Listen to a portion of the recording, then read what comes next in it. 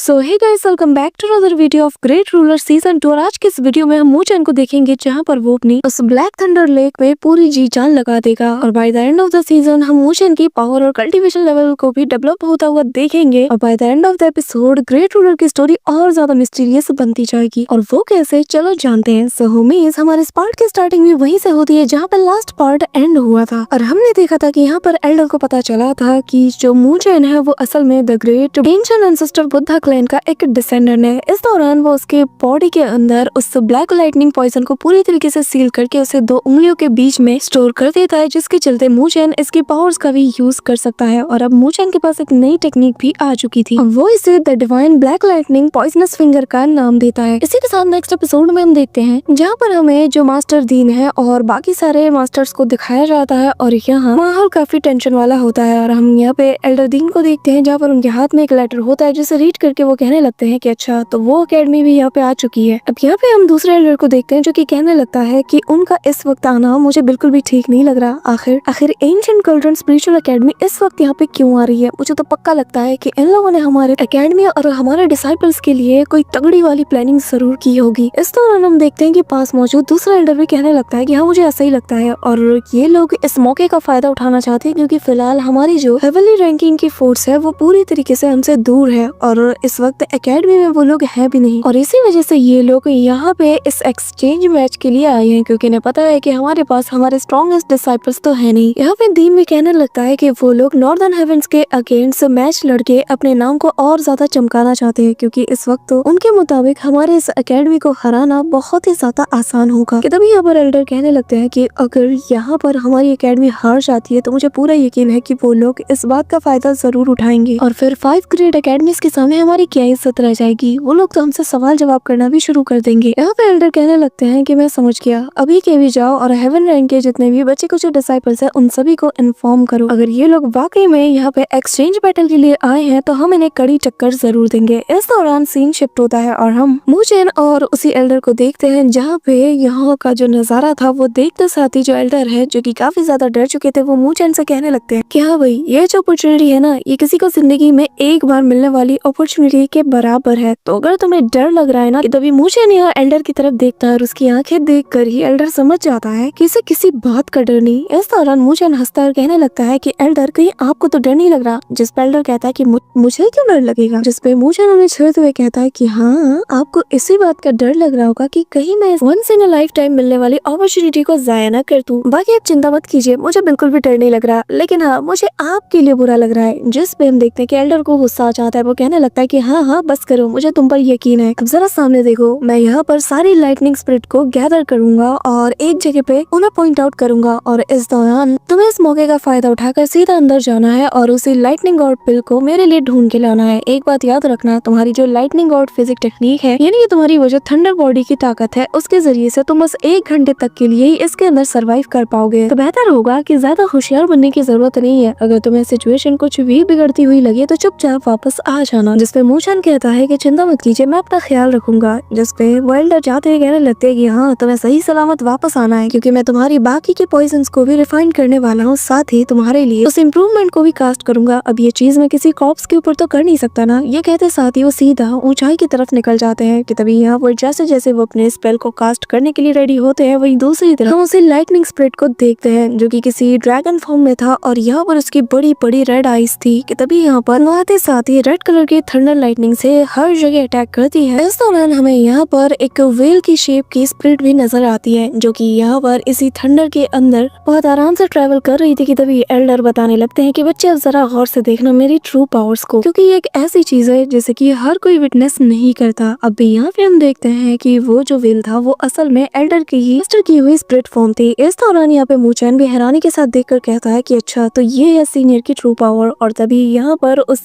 Thunder spirit जो कि dragon की शेप में था उसकी तरफ देखते हुए एल्डर कहने लगते हैं कि आज मैं तुझे बहुत ही अच्छा सबक सिखाऊंगा। ये कहते साथ ही वो सीधा उसके ऊपर अटैक कर देते हैं। अभी यहाँ पे ये जो अटैक किया गया था ये असल में मूचेन के लिए सिग्नल था। तो हम वही मूचेन को देखते हैं जो कि उस थंडर लेक के अंदर समा जाता है और अपनी थंडर बॉडी टेक्निक को भी वो पूरी तरीके से एक्टिवेट कर लेता है। इस दौरान मूचेन तेजी से आगे बढ़ते हुए कहता है कि मुझे जल्द से जल्द उस चीज को ढूंढना ही होगा, इससे पहले कि एल्डर पूरी तरीके से एग्जॉस्ट हो जाए। अब यहाँ पे हम देखते हैं कि मूचेन के ऊपर काफी सारी रेड कलर की जो लाइटनिंग चेन्स है उससे हमला हमला हो जाता है, जिससे डॉज करते हुए मूचेन को आगे बढ़ने में दिक्कत आती है। पर तभी वो खुद से कहता है कि मुझे जल्द से जल्द यहाँ से निकलना ही होगा। जितना ज्यादा मैं डीप में जा रहा हूँ उतनी ज्यादा यहाँ का जो प्रेशर है वो बढ़ रहा है। इसी के साथ सीन शिफ्ट होता है और हम एकेडमी के अंदर का सीन देखते हैं, जहाँ पे हम देखते हैं कि सभी लोग आसपास मौजूद थे और वो सभी लोग आपस में बस बात कर रहे थे कि आखिर इस वक्त ये मैच क्यों रखा गया है। इस दौरान यहाँ पर बाकी कैरेक्टर्स भी आ जाते हैं कि तभी यहाँ पर उनके सामने अरीना के पास एक पोर्टल भी ओपन होता है, जिसके अंदर से एक बहुत बड़ी सी गेट बाहर निकलती है, जिससे देखते साथ ही एल्डर्स भी काफी ज्यादा शॉक थे। और उनमें से एक एल्डर कहता है कि लगता है कि इनका दिमाग खराब हो चुका है जो ये इस हद तक उतर आए हैं। इसी के साथ एंशिएंट चिल्ड्रन स्पिरिचुअल एकेडमी का ये जो गेट था ये ओपन होता है। इसके अंदर से हम एक फिगर को देख पाते हैं जो कि असल में इनका दीन है और जिनका नाम फेई किंग सॉन्ग है। और जैसे ये अंदर की तरफ एंटर होता है तो यहाँ पे आते साथ ही वो आसपास के नजारे को देखने लगता है। इस दौरान हम उसके पीछे उसके सारे लोगों को भी देख पाते हैं और तभी वो आते साथ ही कहने लगता है कि जैसा कि मैंने उम्मीद किया था, नॉर्दर्न स्पिरिचुअल एकेडमी तो काफी ज्यादा सुंदर है, लेकिन दीन पता नहीं ऐसा क्यों लग रहा है कि यहाँ पर तुम्हारे कुछ लोगों की कमी है। जिस पर दीन बताने लगते हैं कि अगर तुम्हारे मतलब शेन चेनशेंग और ली जुआनटोंग से है तो मैं तुम्हें पहले ही बता दूं कि वो लोग इस वक्त ब्लैक ड्रैगन को हंट करने के मिशन पे गए हैं और फिलहाल के लिए वो लोग यहाँ पे अवेलेबल नहीं। अब ये सुनते साथ ही वो दीन नाटक करने लगता है और कहता है कि यार कितनी बुरी बात है, लगता है कि हम लोग यहाँ पर गलत समय पे आ गए हैं और मुझे लगता है कि जो तुम्हारे पास बाकी बचे हेवन रैंक्स के स्टूडेंट्स है वो लोग कुछ कमाल दिखा सकते हैं। वो लोग अपने ताकत के दम पर ये साबित कर सकते हैं कि क्यों 5 ग्रेट एकेडमीज की नजरों में उन्हें कंसीडर किया जाना चाहिए, है ना। ये कहते साथ ही वो जोर शोर से हंसने लगता है और तभी वो लिू ज़ेंग को अपने पास बुलाता है। इस दौरान दीन भी इसके इरादे से पूरी तरीके से वाकिफ हो चुके थे, तो वो भी उससे कहने लगता है कि हाँ तुमने सही कहा और अब ये जगह ही हमारे लिए बैटल एरिना बनेगा। और तभी वो अपना हाथ लहराते हैं और यहाँ हम देखते हैं कि ग्राउंड के आसपास का एरिया पूरी तरीके से कवर हो जाता है। वो यहाँ पर एक बैरियर को लगा देते हैं। इस दौरान मैदान में यहाँ पे लिू ज़ेंग नाम का बंदा उतरता है जो कि अपने स्पेयर के साथ यहाँ मौजूद सभी को घूरते हुए कहने लगता है कि मैंने सुना है कि जो नॉर्दर्न हेवनली स्पिरिचुअल एकेडमी है ये काफी ज्यादा स्ट्रॉन्ग है और स्पेशली इनके जो हेवन रैंक के जो डिसाइपल्स है ये लोग काफी ज्यादा एक्स्ट्राऑर्डिनरी है। तो चलो आज मैं देखता हूँ कि आखिर वाकई में जो मैंने सुना है वो सच है या नहीं, और क्या वाकई में तुम सब लोग इतने ज्यादा ताकतवर हो या नहीं। तो बताओ आखिर वो कौन है जो कि मुझे सबसे पहले चैलेंज करना चाहेगा। इस दौरान मैदान में नॉर्दर्न स्पिरिचुअल एकेडमी की तरफ से एक बंदा आता है जो कि आते साथ ही बताने लगता है कि मैं हेवन रैंकिंग में 7th नंबर पे आता हूँ और मेरा नाम है शू हुआंग और मैं तुम्हारे इस चैलेंज को एक्सेप्ट करता हूँ। अब लिू ज़ेंग जैसे ही नंबर 7 सुनता है तो उसे हंसी आ जाती है और वो कहने लगता है कि चलो ठीक है, अगर तुम्हें मुझसे फाइट करने का इतना मन है तो मैं तुम्हें मना तो नहीं करूंगा, लेकिन उम्मीद करता हूँ कि तुम मेरे सामने जल्दी नहीं हारोगे। ये कहते साथ ही वो उसकी तरफ टूट पड़ता है और यहाँ पे हम देखते हैं कि जो शू हुआंग है वो भी उस पर टूट पड़ता है और यहाँ पे दोनों आते साथ ही अपने स्वॉर्ड और अपने स्पेयर से एक दूसरे पे हमला करना शुरू कर देते हैं। इस दौरान यहाँ पे उसकी बातें सुनकर शू हुआंग कहने लगता है कि अभी तक मैच खत्म नहीं हुआ तो बेहतर यही होगा कि अपनी जुबान पे थोड़ा कंट्रोल रखो और इतना ज्यादा एरोगेंट मत बनो, क्योंकि हमारी जो नॉर्दर्न हेवन स्पिरिचुअल एकेडमी है ये हमारी इस एरोगेंसी और तुम्हारे इस डिसरिस्पेक्टफुल वाली टोन को बिल्कुल भी बर्दाश्त नहीं करेगी। अब यहाँ पे हम देखते हैं कि वो अपनी तलवार को और तेजी से उसकी तरफ चलाना शुरू कर देता है। इस दौरान यहाँ पवेलियन के आसपास मौजूद बाकी सारे लोग भी इनका बैटल देख रहे थे कि तभी यहाँ पर हम मू फेंग को देखते हैं, जहाँ पर वो लिू ज़ेंग का नाम सुनकर तब से यही सोचा जा रहा था कि न जाने ऐसा क्यों लग रहा है कि मैंने इसे कहीं तो देखा है। इसके बाद वो इस बात का जिक्र मिस ज़ियाओ से भी करता है और बताने लगता है कि तुम्हें ऐसा नहीं लग रहा कि इसका नाम कहीं सुना सुना सा लग रहा है। इस दौरान हम लिू ज़ेंग को देखते हैं जहाँ पर वो अपने स्पेयर के अटैक से जो शू हुआंग है उसे बहुत बुरी तरीके से डोमिनेट करते हुए उसे पीछे की ओर ढकेल देता है कि तब वो यहाँ पर काफी सारे रेड कलर की शार्प क्रिस्टल से हमला भी करता है, जिससे कि शू हुआंग जैसे तैसे डॉज करता है और तभी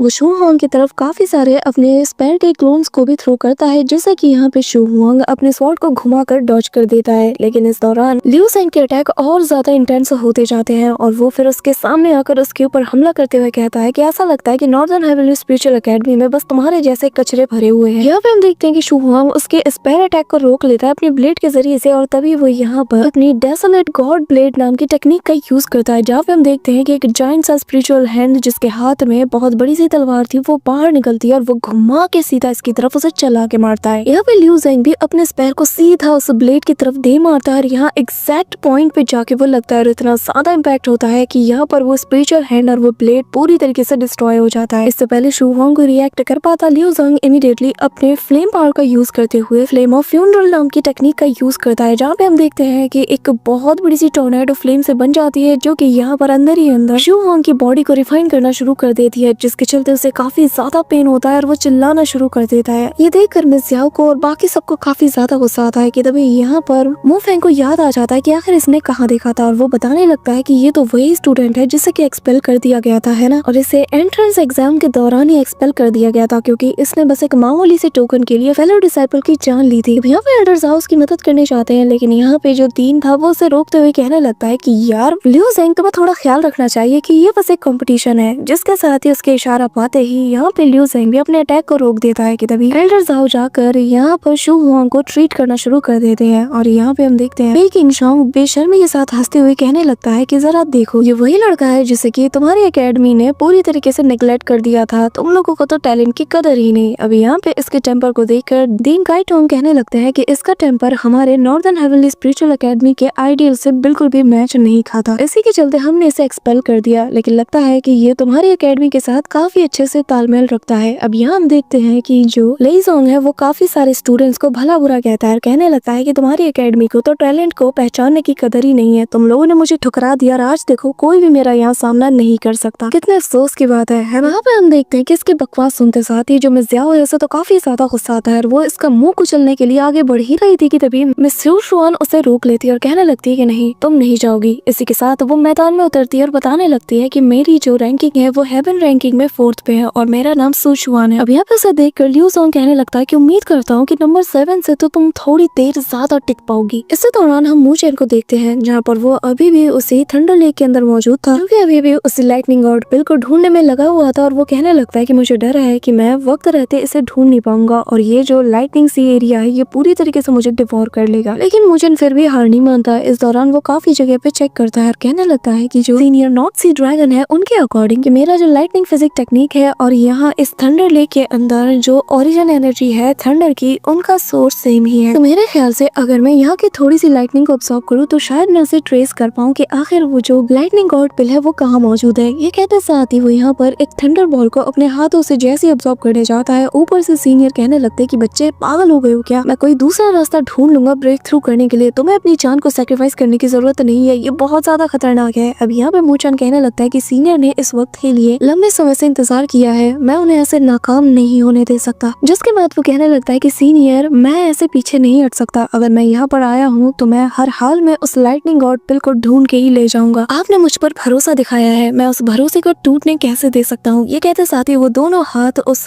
एनर्जी बॉल के अंदर डाल देता है, जिसके चलते उसकी बॉडी में काफी तेजी से बिजली के झटके भी लगने लगते हैं, लेकिन वो फिर भी हार नहीं मानता। इस दौरान हम सीनियर को देखते हैं जहाँ पर वो इमोशनल होते हुए कहता है कि बच्चे, मानना पड़ेगा तुम्हारे अंदर बहुत दम है, मैं तुम्हारे इस ग्रेटिट्यूड को कभी भी नहीं भूलने वाला। और वो अपने आंसू पोंछने लगता है, जो सुनकर मू चेन चिल्लाते हुए कहता है कि मैं अभी मरा नहीं हूँ। इसी के साथ ही यहाँ पे हम देखते हैं कि मू चेन उसे ट्रेस करने लगता है और फाइनली उसे उसका पता भी चल जाता है कि वो यहाँ पर बाकी सारे जो थंडर बॉल्स हैं इन्हीं के बीच में एक बड़े से थंडर बॉल के पास में छिपी हुई है। इस दौरान बाकी सारी जो रेड लाइटनिंग चेन्स है वो मू चेन पे हमला कर देती है, लेकिन मू चेन को जैसे इसका पता चल जाता है तो वो अपने हाथों को छुड़ाते हुए कहने लगता है कि मुझे वो मिल गया, और तभी मू चेन निकल पड़ता है उसे हासिल करने। यहाँ पे हम देखते हैं कि ये जो रेड लाइटनिंग चेन्स थी ये उसका रास्ता रोकने की पूरी कोशिश करते हैं, ऊपर नीचे दाएं बाएं हर तरफ से मू चेन के ऊपर हमला होता है, लेकिन से बचते बचाते मू चेन उसी जगह पर पहुंच जाता है जहाँ पर की वो जो लाइटनिंग गॉड पिल है वो मौजूद था, जहाँ पे वो देखता है कि एक जायंट सा पत्थर है जिसके सेंटर में एक चीज ग्लो कर रही है। इस दौरान मू चेन कहता है कि बस थोड़ी देर, और यहाँ पे हम देखते हैं कि पीछे से सारे रेड लाइटनिंग चेन्स उसके ऊपर धावा बोल चुकी थी, जिसके साथ ही मू चेन फाइनली उस लाइटनिंग गॉड पिल को पकड़ लेता है, लेकिन इस दौरान सारी रेड लाइटनिंग चेन्स उसके ऊपर हमला कर देती है और उसे काफी तेजी से बिजली के झटके लगते हैं, जिसके चलते उसे काफी ज्यादा पेन होता है और वो बिल्कुल अनकॉन्शियस होकर मरने लगता है क्योंकि उसकी सारी एनर्जी भी एग्जॉस्ट होने लगती है। पर तभी उसके यादों के अंदर उसे मिस लुओली नजर आती है, जहाँ पर वो रोते हुए उससे कहने लगती है कि मू चेन, तुमने मुझसे वादा किया था कि तुम कभी भी मुझे अकेला छोड़ के नहीं जाओगे। अब मिस लुओली को यहाँ पे याद करते साथ ही मू चेन के अंदर बहुत ताकत आ जाती है और वो इमीडिएटली वापस से रेजिस्ट करना शुरू कर देता है, लेकिन इस दौरान यहाँ पे सीनियर आ जाते हैं जो कि उसे देखकर कहने लगते हैं कि पागल कहीं के, तुम्हें क्या लगता है कि मैं तुम्हें ऐसी सिचुएशन में छोड़ के चला जाऊंगा। और वो यहाँ पर सारी रेड लाइटनिंग को फ्रीज करते हुए मू चेन की जान बचा लेते हैं। यहाँ पे हम देखते हैं कि वो सारे चेन्स फ्रीज होते साथ ही टूट जाते हैं और मू चेन उन्हें जैसे ही पलट के देखता है तो इनके पीछे वही लाइटनिंग स्पिरिट पड़ी हुई थी, लेकिन यहाँ पे सीनियर एक फूंक मार के ही इस पूरे के पूरे स्पिरिट को ही यहाँ पे फ्रीज कर देते हैं। और तब मू चेन अपनी मुट्ठी खोलकर इन्हें दिखाता है कि फाइनली उसने उस लाइटनिंग गॉड पिल को हासिल कर ही लिया। यहाँ पे सीनियर को तो अपनी आंखों पे यकीन नहीं होता और तभी वो उसे होल्ड करते हुए कहने लगते हैं कि आज तक मैंने जिस चीज का इतने बरसों से सपना देखा है, मुझे लगा नहीं था कि एक दिन मैं उसे वाकई में अपने हाथों से पकड़ पाऊंगा। इस दौरान यहाँ पे मूचन कहने लगता है कि सीनियर, मुझे अच्छा लगा कि मैंने आपको डिसअपॉइंट नहीं किया। जिस पे एल्डर कहने लगते हैं कि चुप रहो, तुम बहुत ज्यादा बेवकूफ हो, तुम्हें क्या जरूरत है अपनी जिंदगी को ऐसे खतरे में डालने की, और तुम्हारे जैसा बेवकूफ अब मुझे पूरी जिंदगी याद रहेगा। वैसे मैं बता दूं, तुम्हारी किस्मत अच्छी है, जरा अपने पीछे देखो, ये जो लाइटनिंग लोटस है ये सिर्फ बहुत किस्मत वालों को ही देखने को मिलता है, क्योंकि जब एक एंशिएंट थंडर स्पिरिट पूरी तरीके से फॉल होता है तब जाकर ऐसी सिचुएशन क्रिएट होती है कि ऐसे लाइटनिंग लोटस यहाँ पे प्रिपेयर हो, और जिसे कि एक्सट्रीमली रेयर नेचुरल ट्रेजर माना जाता है। और लेजेंड्स का तो ऐसा भी कहना है कि इस लाइटनिंग गॉड लोटस की मदद से ना तुम अपनी बॉटल नेक पावर को भी बहुत इजीली ब्रेक थ्रू कर सकते हो। मुझे तो ये सारी बातें सुनकर हैरान था और कहने लगता है कि क्या वाकई में इसके इतने सारे यूजेस हैं, जिस पे एल्डर बताने लगते हैं कि हाँ, और अब मैं तुम्हारे स्पिरिचुअल लाइट इंप्रूवमेंट में इस लाइटनिंग गॉड लोटस का यूज करने वाला हूँ। और मेरे बच्चे, एक बात याद रखना, ये बहुत ही रेयर चांस है, तो तुम्हें खुद को पूरी तरीके से तैयार करना होगा। जिस पे मूचेन भी उनके सामने रिस्पेक्ट के साथ कहता है कि सीनियर, मुझे आप पे पूरा यकीन है। वहीं दूसरी तरफ हम मिस सू को देखते हैं, जहाँ पर उसका सामना अभी भी लिू फेंग से चल रहा था, लेकिन एट द एंड हम देखते हैं कि लिू फेंग ने अपने उसी स्पेयर की मदद से उसे बुरी तरीके से इंजर्ड कर दिया था। वो कहने लगता है कि तुम भी बाकियों की तरह ही बिल्कुल ट्रैश हो। यहाँ पे हम देखते हैं कि मिस सू की बहन को तो काफी ज्यादा गुस्सा आता है। वो कहने लगती है कि आखिर इसकी हिम्मत कैसे हुई कि इतने नॉर्मल से मैच में इतने एक्सट्रीम पावर का यूज करने की, आखिर उसको क्या जरूरत थी। तभी यहाँ पे हम देखते हैं कि जैसे ही एल्डर इंटरफेयर करने लगते हैं, तभी यहाँ पे हेवनली चिल्ड्रन स्पिरिचुअल एकेडमी का जो एल्डर है, यानी कि जो डीन है, वो कहने लगता है कि अभी तक आपके स्टूडेंट ने सरेंडर नहीं किया, तो आखिर आप किस हक से इंटरफेयर करने जा रहे हैं, क्या ये सही होगा। ये सुनकर एल्डर खुद को रोक लेते हैं, लेकिन मिस सू की बहन आकर उन्हें बचा लेती है और उन्हें पवेलियन के बाहर ले जाती है और कहने लगती है कि सिस, क्या आप ठीक हो, चिंता मत करना, मैं आपका बदला जरूर लूंगी। ये कहते साथ ही वो बैटल अरीना में जाने लगती है, लेकिन तभी मिस सू उसे रोक लेती है और कहती है कि प्लीज तुम मत जाना। यहाँ पे हम देखते हैं कि मू फेंग और मिस ज्याओ दोनों को ही उसके लिए काफी ज्यादा बुरा लगता है। वहीं दूसरी तरफ लिू जेंग कहने लगता है कि हेवनली स्पिरिचुअल एकेडमी बस नाम की ही एकेडमी है और 5 ग्रेट एकेडमीज में तो ये शुमार भी नहीं की जानी चाहिए। तुम्हारे बारे में इतनी बड़ी बड़ी बातें सुनी थी, लेकिन तुम में से कोई सिंगल एक बंदा ऐसा नहीं जो कि मुझे यहाँ पर एक ठीक ठाक फाइट दे सके, और इसलिए मुझे लगता है कि इस